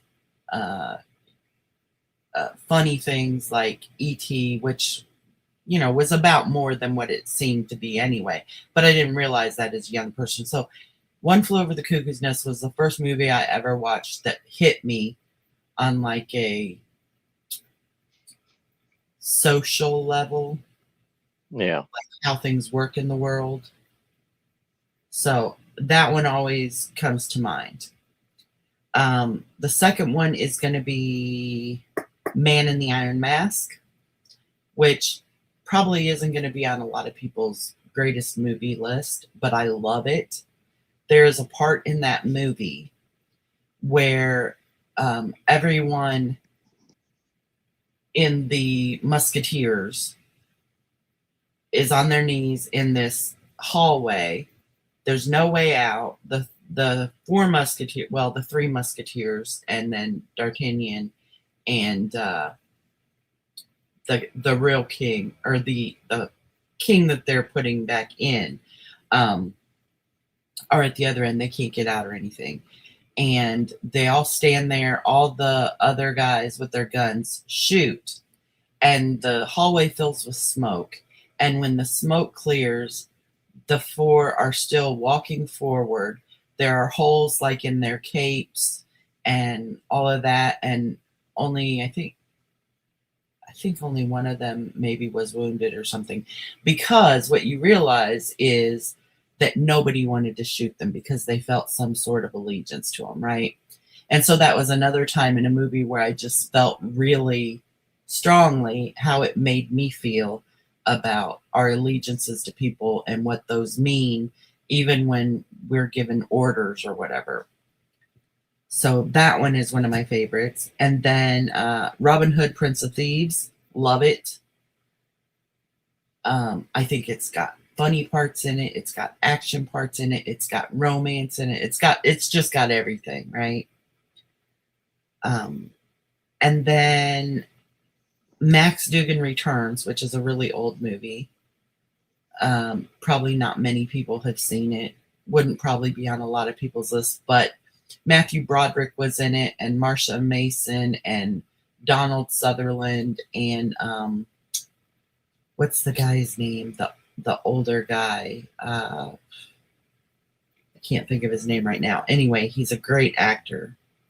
And I just like the way it makes me feel, the nostalgia of it. Basically, it's a poor kid and his mom. His grandpa comes back into town and makes all his dreams come true. Like, redoes their house, buys them all new stuff, gets in this huge dog, So it's just for the nostalgia reasons. And then the last one... Jason Robards. Jason Robards, yes. I love him, too. He's a great actor. The last one I kind of cheated because I have to have two. There's Wait Until Dark, which was originally a stage play, but they did make it for the movie screen. I just love the story of it. A blind woman who's terrorized by these people who are looking for drugs that her husband accidentally carried home on a plane. He didn't know. Good story, mysterious, suspenseful, all the good things. Good wins in the end. But then also, I have to say Hard Candy, which if you've never seen it, it's very intense, and it is a really good, not revenge, what would you call it? Like, what do they call that when, not outlaw justice, but what's it called? Vigilante justice. Vigilante. It's a good vigilante. This guy is a predator of children, and she gets back at him. It's a great movie. Great movie. Wood chipper. Well, she puts him through hell. And then in the end, I don't want to ruin it, but it's wonderful. They get married. I would never do something like that. Like, I'm not about vigilante justice and revenge and all of that, but it's nice to think about sometimes. Jason Robards in 300. No, go. Okay, I'm going to kick him. Good night, Phil. Bye. Boop. Okay, so other people are saying What Dreams May Come. That's a good one. Another one I like along that same line with Robin Williams is The Fisher King. Good movie. Have you ever seen The Fisher King? No. It's about mental illness. It's really good. Along that same line, another one would be Rain on Me, which is an Adam Sandler movie. Most people think of him as being a comedic actor, but in this one, it's not a comedy. It's very dramatic. It's about a man who loses his entire family, his wife and his daughters, in 9/11. Good movie. I didn't think he had it in him to play such a dramatic role, but he really does. Let's see. Dune, Planes, Trains, and Automobiles. Love that movie. So funny. Let's see. Message in a Bottle. I've seen that, but I don't remember everything about it. Twister. Twister was good. Phil, why are you retracting your statements? It's probably trying to be like super serial. Sin City, 12 Angry Men, that's a good one. Was Sin City with Jessica Alba, I don't know. I've never seen it. or was it? There's one with that crazy lady, Rose Gowan. She had a machine gun for a leg. I Rose can't remember what that was. I don't Yeah, remember. I understand that she has some issues in her life, but she's also scary in a dark alley. I wouldn't meet her. She's obviously anti-Hollywood, but man, I didn't think that woman could get as dark as she has with her past. But yeah, she played in something. She had a machine gun for a leg. I never really saw I don't think too many movies with her in it, but she was on Charmed. So, and Luke had a really big crush on her when we first got together. So, What? yeah. Oh, Planet She Terror. was in That's what it was. Scream as well. Cast the Green Mile is a really good one. So is Shawshank Redemption. I like Moulin that. Rouge. I don't think I've ever seen Moulin Rouge. I don't think I have. Saw the music video. That was pretty hot. Yeah, I don't think I've ever seen the movie myself. Black Eagle loves the Fisher King. Twisted Art Lady loves the Man in the Iron Mask. Melania is a classic. Yeah, it's gonna go on my list right away. I sure. bought it. It should be here any day. I think it's coming with my Doge check. Hi, Jonathan. It's good to see you. Oh, Conklin has a thing for Rose McGowan too. You go right ahead, sir. You go right ahead. I'll take well, Alyssa Milano's kind of aggravated me recently, so Shannon Doherty unfortunately is not with us any longer. No. She was on Charmed as well. I'll just go ahead and take Jennifer Aniston for 200, Alex. Or for free, I don't care. She might have something to say about that, though. She might. As long as I don't crash her gate, I don't think she's going to complain that much. You don't think so? Okay. No. Well, you might be right. You have been looks maxing. She may like what she sees. Mm-hmm.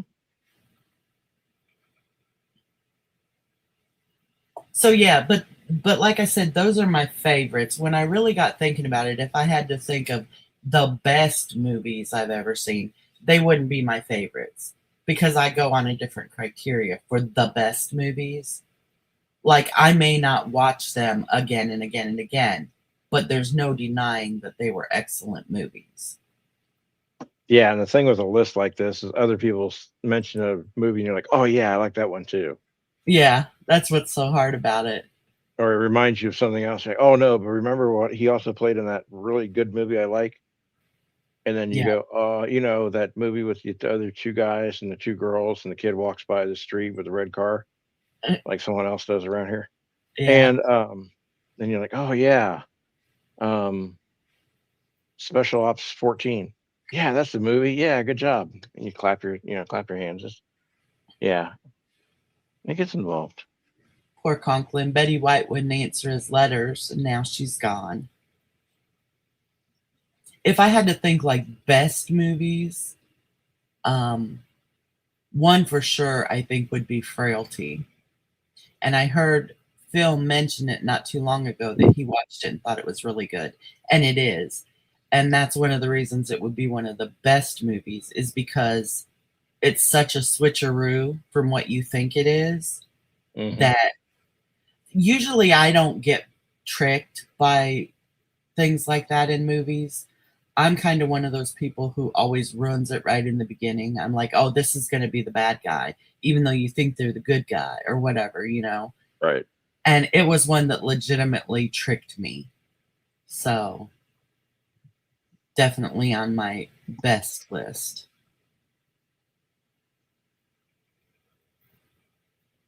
Yeah, Frailty was really good. I like that French movie It's called. I think it's. Let me see if I get the pronunciation right. Devia Duez de las. I have no idea what that is. Debbie Duez de las. I hope I'm saying that right. Put it in chat. Unless you're telling me a joke and I'm not getting it. Debbie Does Dallas. I finally got it. Sick. Oh, and Phil Moulin Rouge. recommends Pineapple Express too. He said he really loved it. Well, Conk says Moulin Rouge is worth the watch. 100% recommend. Then I said Debbie Does Dallas, and it pops up. Bring a box of tissues to watch it. The timing on that was perfect. I mean, it can't hurt to take one with you, regardless of what you're watching. You'd have to dab some of the popcorn butter off of your shirt. Yeah, you know? Yeah. That's what people are doing when they're watching Debbie Does Dallas, is eating popcorn. The sequel is Debbie Does Everyone. Yeah, after she gets comfortable and shakes all the cobwebs out, she's like, "Hey, you know what? I feel special." Four Brothers. I don't know if I've ever seen that, but when you bring that up, another really good movie that would probably go on my best movies list would be Saving Private Ryan. But that would be on my best ones. It's not one that I would watch over and over and over. But I remember when I watched it, I thought, this is a really good movie. Yeah. Oh, another one I like is in the vein of war movies is Hurt Locker? No, the one is it called Heart? It's not Heartbreak Ridge. Hacksaw Ridge. Hacksaw Ridge, yeah. I thought that was That a is really good it was an excellent book, but I think they did a pretty good job with the movie as well. And whenever I've read other people talking about it or watched videos and stuff, I don't think a lot of people get a lot of the things in the movie that are more apparent in the book. Like when he says he'll never pick up a weapon, since like he hit his brother with that brick, right? Yeah. And that was the whole reason why he promised God that he would never pick up another weapon. And so later on in the movie, people don't make the connection that when he's pulling one of the men out of the fighting zone and all that, and he's saving his life, he's pulling him with a rifle. So the weapon that he hurt his brother with has now become the weapon that he saved his army brother with, right? Right. And they do that with quite a few things. There's symbolism in it. And like I said, it's more apparent in the book, those connections, but I don't think a lot of people notice those connections in the movie. So yeah, the only time they show him pick up a weapon is when he's saving a life, and he's not causing any harm with it. He's got it tied to through the guy's backpack or something, and anyway, he's using it to drag him off the hill. I did like that. Well, and I like the fact that it's true. Yeah, that's what I was going to say. I like it even more because it's a true story, and it's not. I believe that they said that, you know, they could have made it look better than it was or whatever, but why? Because it was already so amazing. You know, so they didn't lie about it.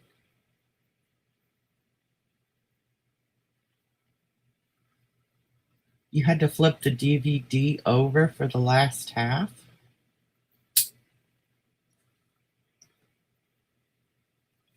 Did Jeff disappear? He did. Are you back? I think so. Yeah. Okay. That was weird. Yeah, that was odd. But The yeah, weird thing is the chat is all. Oh, there we go. Chat's catching up now. I was back at 9:25 my time. Phil says he kicked you. You've Of been course he did. threatening to kick him, so. Of course he did. I had bruises. Is Two Girls, One Cup considered a full-length feature film? I don't know. I have never seen it, and I don't intend to. I gotta look that up because I've heard about it, but I've been so busy outside. The Thin Red Line. I don't know if I've seen that one. I know the title, but I don't know. It's not conjuring up anything in my memory. The Deer Hunter I've seen, and it was a long time ago. And I think I was a little bit traumatized by it. Does that sound like The Deer Hunter? Would I have been traumatized by that? Is that like with the people who live in the hills? Yeah, the hills have eyes. No, that's a different one. The Deer Hunter. Oh, I haven't seen Didn't it. that have Robert De Niro in it or something? Don't know. And the banjos on the porch with the Was redhead. that Deliverance? Oh, that's Deliverance. Yeah, I'm getting them confused. How did you hurt Carrie's feelings, Phil? Oh my God, is he still on that? Oh, is this something from earlier? I don't know. I'm trying to see if I can jolt him out of his position in life. He feels like he's hurting people. I don't want him to hurt people, Janie. You know, one movie that everyone goes on and on about because Black Eagle brought Sophie's Choice up, that it's difficult to watch. Sophie's Choice is difficult to watch, but one movie that everyone raves about that I find really difficult to watch is Breakfast at Tiffany's. Mm. And I think the reason why it's so hard to watch is because working in mental health and having a degree and everything, it's clear that she has some serious issues, probably borderline personality, and it's hard to watch that be glamorized. So yeah.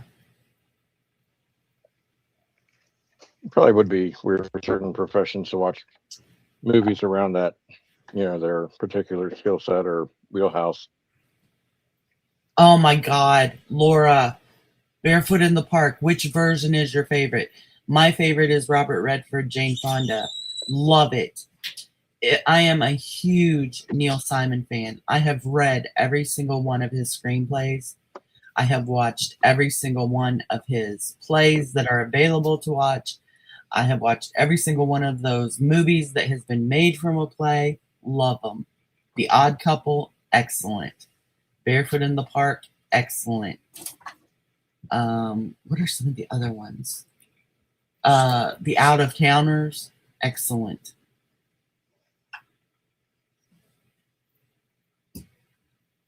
Neil I like Simon. the original Neil Simon, yeah. I've watched the original Footloose and I watched the new one, and I prefer the old classic. Yeah, the original was way better.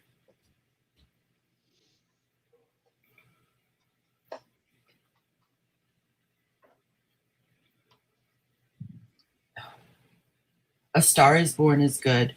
I like whenever that comes up, Play Misty for Me is a good movie. It's slow, but it is a very good movie.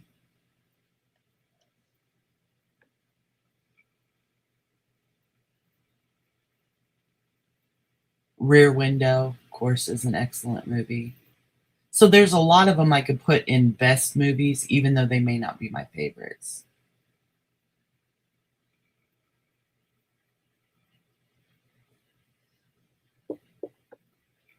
I was a big theater junkie growing up. I was in theater. I loved to watch theater. I loved to do theater. I directed some theater. I wrote a screenplay, and then saw it through to its performance, which I was in as well. We did a farce of Romeo and Juliet. We called it Ronnie, Joe, and Julie Beth. It was like the Southern version of Romeo and Juliet. It was very good. That's funny. Hmm. We did it for dinner theater, 3 shows. It was good. I mean, for small town, theater, we had a good turnout. I had an idea for a movie once when I was in Scouts. Excuse me. It was going to be called The Scoutmaster Wears Pantyhose. Why didn't you write it? Well, other things came up in life, but he said he wore them because it keeps mosquitoes away. And that was not the entire truth. Yeah, that was interesting. That was I did not need to know moment. Well, Yeah. you need to write it now. He probably did. I probably could. That's cool that you've choreographed musicals. Let's see. I did the Ronnie, Joe, and Julie Beth. I was in that. I directed Grease. I was also in a different version of Grease. I did Pillow Talk. I was in that.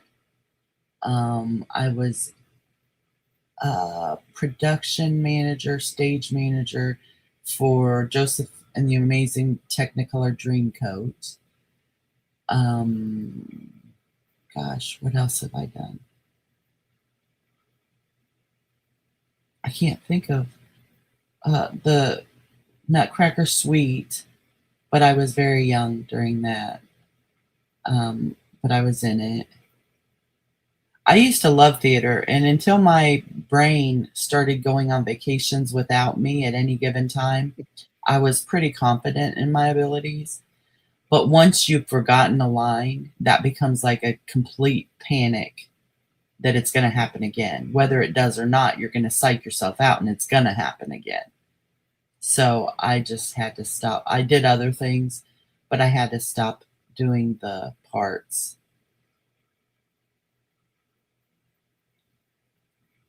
Hair is a good one, but I could never do an authentic hair because they're naked. Mm-hmm. Jesus Christ Superstar is very good. Rent, I can't remember if I've seen Rent or not. I know I've seen parts of it, but I don't know if I've seen the whole thing.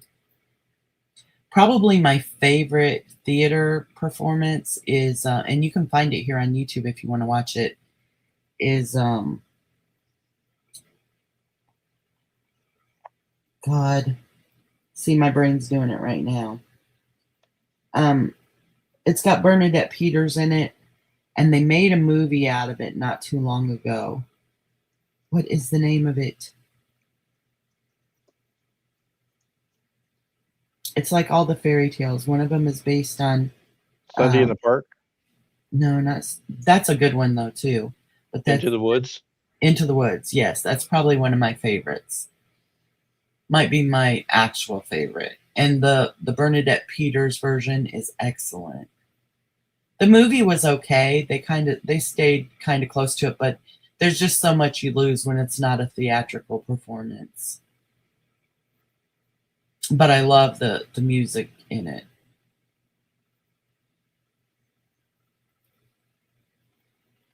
WKRP, the movie. You know, there's actually a radio station that has those call signs now. Oh, really? Mm-hmm.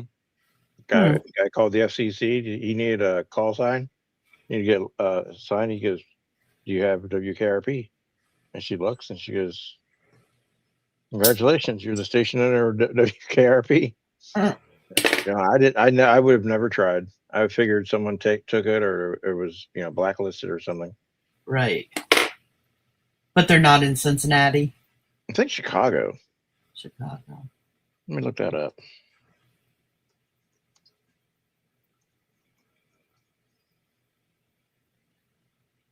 Yeah, Les Mis is great. I didn't enjoy Cats really that much. Chicago, I did enjoy.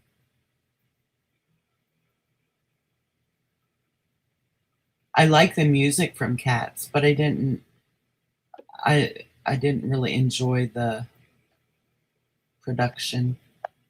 It will be in Cincinnati, actually. It used to be part of Raleigh, North Carolina, but they sold them to a group in the Cincinnati radio market.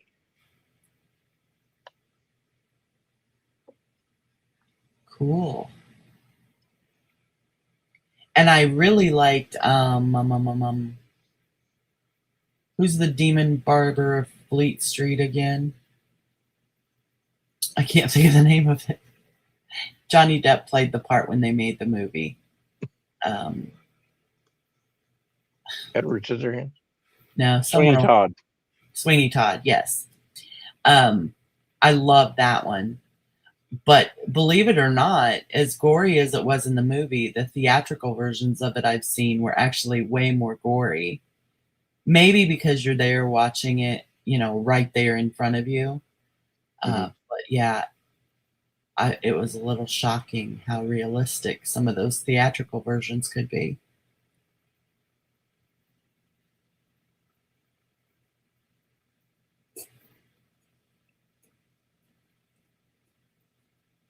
So yeah, I'm a big theater geek. Yeah, I did theater. I did all the, if I wanted to do a role, I would, but if not, I would do the behind the scenes, lighting and all that sound. Right. Depends on who was. It really depended. Like when I was a senior, my drama teacher was like, "Okay, just tell me if you want a part. We're gonna pick we're gonna do 3 this year." Like, okay, I think I did 2. But when it came to wearing tights, I was like, is this gonna look good on a college transcript? Wearing tights? What movie or what play were you doing? Shakespeare. Oh, well, you kind of have to. I try to get modernized, but khakis That's are not so the same cool, tights. Blackie. Go ahead. Oh, I said khakis aren't the same as tights, I guess. I want to modernize it. Well, when you get it to a place where you're comfortable with someone looking at it, I'd love to read it, Black Eagle. That would be cool if you could show it locally, and then maybe it would become something bigger.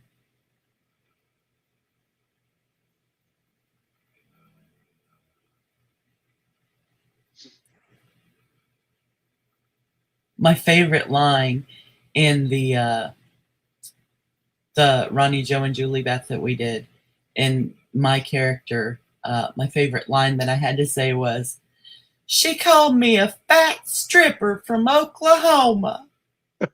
Because they put in the social pages of the newspaper,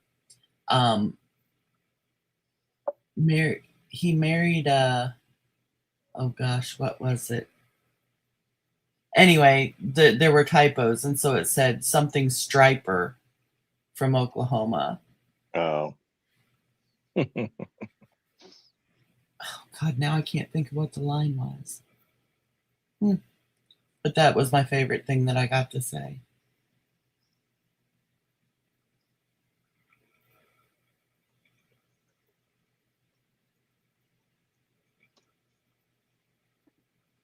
That'll be cool, Black Eagle.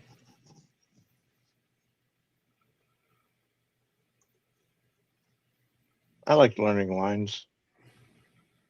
Seemed natural to me. Plus, we were given a little bit of leeway because we were like high school students, so there wasn't any pressure to be precise. I never had a drama teacher or a music teacher or a chorus director be so stringent that individual creativity wasn't allowed to happen. Right. Yeah. The only time really that I had to stifle anyone was when they went completely off script, because if you pay for the rights to do the play, you have to worry about if you start changing it, right? And the legalities of that. For a lot of things, like when they were smaller shows, we didn't really have to worry about that. But when you're doing something that's on record, like for school or whatever, and that it's going to be videoed and shared and sold and stuff like that. You have to be careful about that.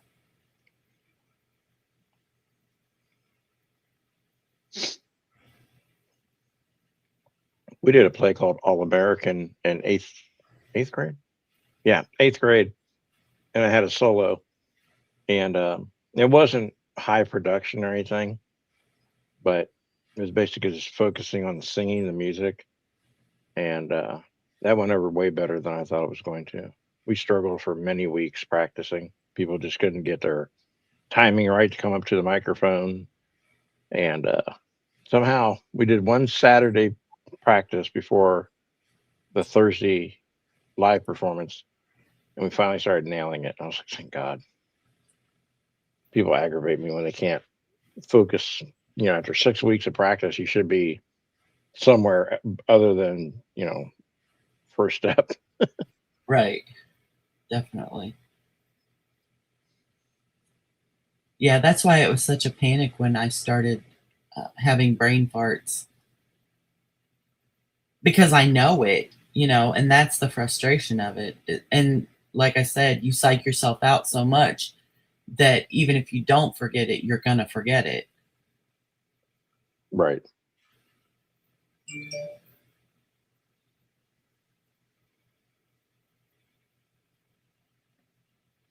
I never fouled up too bad, but I did see some choking going on during other performances, and it was not good.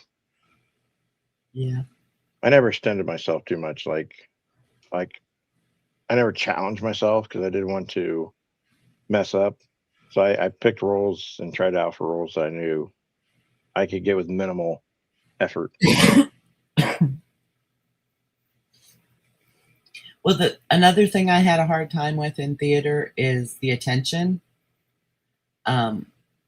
People assume that because you're in theater that you like attention, and I do not like attention at all. So a lot of I like attention.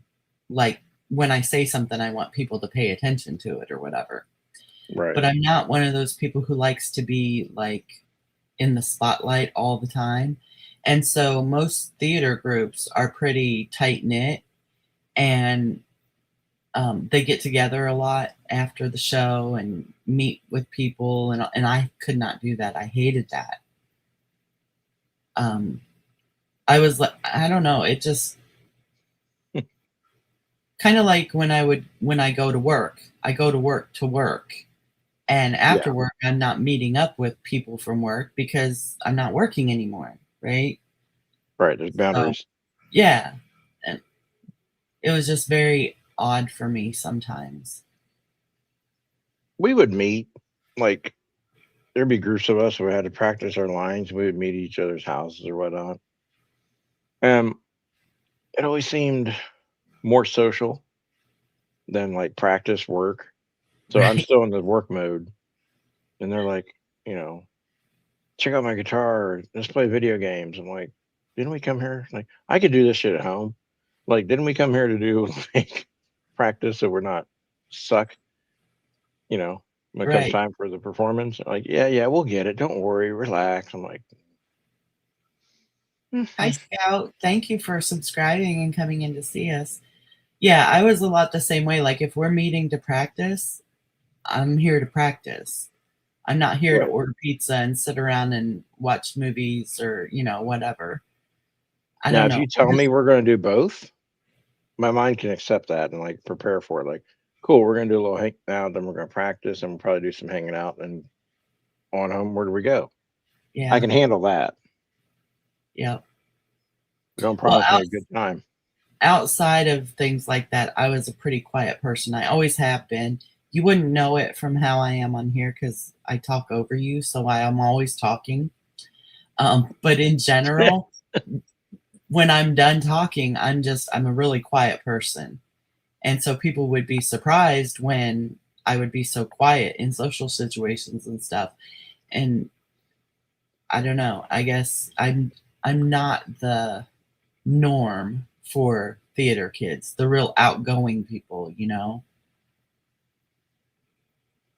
I'm very quiet and demure as well, everywhere I'm at. I rarely cause any ruckus or trouble.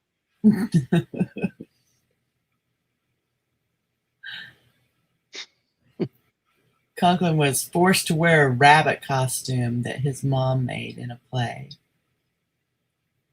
Poor I think you Conklin. get abuse charges now for that. Right. You can't make kids do shit today. I would love to work like on the costuming for Bridgerton. That stuff is so gorgeous.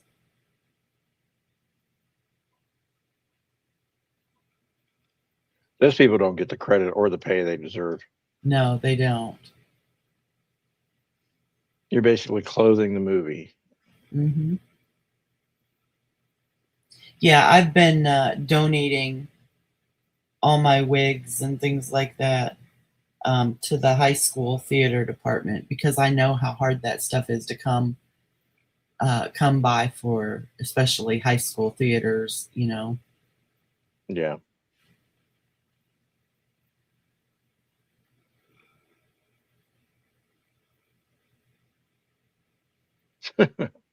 Conklin's like 5 minutes, we're done. Whether you're done talking or not, I'm out. Yeah, I was gonna say, I talk a lot when I'm here, but that's because, I'm up here and that's what's expected. But once we go off of here, I may not talk to anyone for, hours. Mhm. I'm just not a very talkative person, unless like I said, the expectation is that I'm going to be talking. So I'm not going to go up on your panel and not say anything. Of course, I'm going to talk the whole time I'm up there. But when I go down off of there and there's no more expectation, I might not use my voice for 2 or 3 hours. I know when I lived alone, God, I'd go weeks without talking at home. Wow. Yeah, I don't think people understand solitude and silence. I love Like it. the things like when we say we're hungry or starving, it's usually an exaggeration for most people, not everyone, but most people. And when we say we would love to have solitude and silence, um, that's nerve wracking the first time you try it. For me, it was very nerve wracking. Yeah, it's not hard for me. The hard part for me is doing this right here. And I've gotten more comfortable with it. But like I said, when I go off of here, I'm ready to shut down for a while. Yeah. Because this is a stretch for me. I hope I Yeah. don't seem awkward when I do it. But, this is awkward for me talking this much. I'm thinking my panel appearance tonight will probably be the last time you guys hear from me this week because I'm very wiped out from performing on the stage of YouTube. But it's also been so enjoyable talking with people, meeting new and old friends. Oh, wait, hang on. I got to change the page. Let me turn it over. And I also really love connecting with people from far and wide on the internet. But sometimes I just need a break, Right? period. Oh, wait, Yeah. I'm not supposed to say the period out loud. Here, I'll get upset. I bet you'll be live again tomorrow, and I hope I don't miss it again tomorrow. God, if I'm live again tomorrow, someone's pissed me off because I just can't. I can't be going live all the time anymore. I told Luke yesterday, I said, Jeff was live for 4 hours, and I didn't get to be there for any of it. I need to narrow that down to 2. I need to start fitting it into 2-hour segments. Yeah, I usually try to do 2. Like we've gone 10 minutes over 2 hours Oh, tonight. I'm But sorry. I'm starting to feel it, Yeah, it wears you down. Yeah. Sometimes I take a nap if I get enough people on panel. But I know that's right. If you can get me up there with let's see, Pebbles or Dolly, you can just, chill. Yeah, I'm just like, I'll be listening. You guys go ahead. It's a very important conversation you're having. I encourage it. Good job. Good luck. Right. I'm over on the couch You provide a place. Yeah. I'm basically just renting out the stage. You guys perform on it. Yeah. So this might be our natural stopping point then. What do you think? Well, wherever you want to stop, Janie, it is your panel, your Yeah. channel, your flannel. Well, you could always go live after me. I don't have anything to talk about. No We one wants to talked hear about me it all. yak. We Yeah, talked I said all the every- words. All the words I wanted to say, I said already. That's right. There are no more words. It's all been said before. Yeah. Thank you, Bare Naked Ladies. We learned about quokkas. We learned about looks maxing. We did some gravy. Well, not a lot. There was some intense gravy, and then there was some like, whoa, gravy. Well, I think that when Santa came down the chimney, Santa gravy came down the chimney. We all got a little bit, And you got to sing it a certain way, like Santa gravy. And it's like, no, I'm good. Down the chimney tonight. Yes, you missed the gravy game, Mommy Mars, but we can continue this game everywhere we go.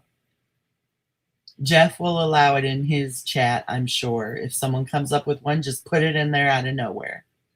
Yeah, I like puns and making fun of the songs and rewriting, having a little bit of fun with it. Yeah, definitely.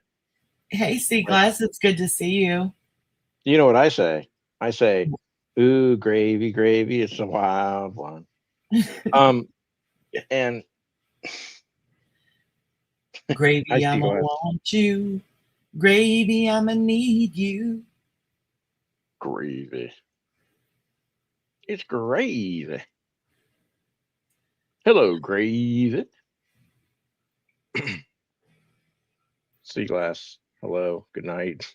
She's like, damn She says, hey, y'all, good night. Peace. She slid out like, yeah, Chick came in and said hi, and then she slid out too. But I hope she was still listening. We can interrogate her about it later. Yeah, we can. Okay, guys. Well, wish my baby girl kitten good luck tomorrow. She goes under the knife. She's getting spayed. So I'm going to be worried. This wouldn't be a good time to quote "The First Cut is the Deepest." To quote what? That song, "The First Cut is the Deepest." Oh yeah, yeah. Or cuts like a knife, but it feels so right. Hey, I really had a lot of. I'm going to finish his sentence for him. He was going to say fun.